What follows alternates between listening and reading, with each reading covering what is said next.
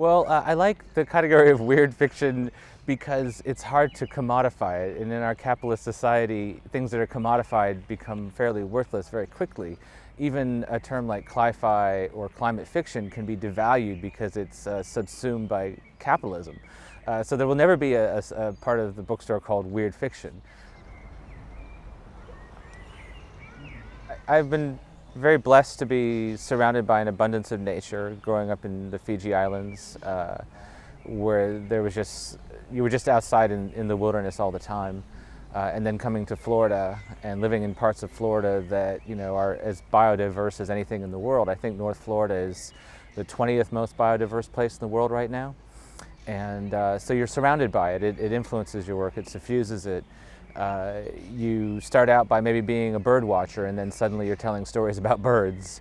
Sometimes, there's something useful about the focal point of a story being an animal, and everything that humans bring into that association with an animal culturally and playing against it. But then also the fact that I think it's very important right now with regard to preservation of nature to try to inhabit non-human perspectives and to, in some way, use fiction as the laboratory it should be to explore things that are outside of the norms and not use it for like the novel of manners or the thing that has been done before.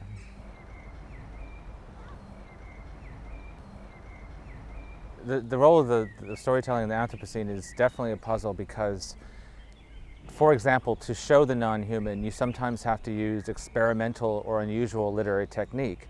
But if you use too formally experimental technique, you lose your audience. So if you are at a certain point trying to communicate something urgent about our situation, you have to try to find a balance. You have to somehow naturally find narratives that are unusual but can still connect with an audience. A lot of my works are darkly humorous, maybe not Annihilation so much, but Borne and Authority. I think that there's an absurdity to the situation that has to be captured as well because it's part of capturing what the problem is.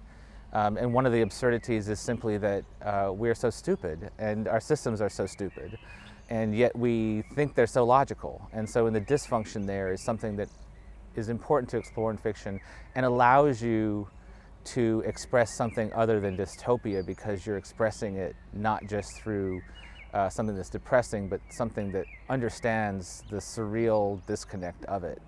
As to why I'm hopeful for reasons like my daughter who works for Metabolic, which is a sustainability company in the Netherlands, and the fact that she's doing the real hard work of telling companies and telling governments what they need to do, and also the fact that through her, I know that we know not only what we need to do, we have the capacity to do it. It's simply that we're not doing it. So that's one hope. The other hope is that, simply, we have no other choice. You can either turn away from this or you can face it. And my hope is that people will face it because the other route is simply, going to doom a lot of people to a terrible, terrible fate. So I don't know what to say about that.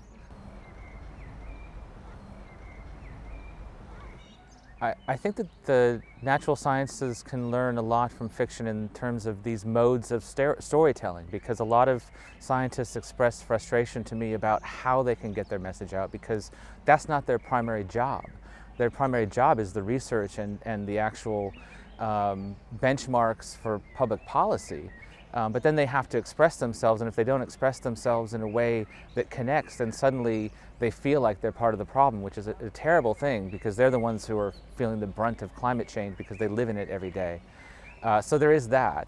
There's also the fact that festivals like Bloom do a great service by putting people in the humanities in touch with scientists and creating conversations that overlap.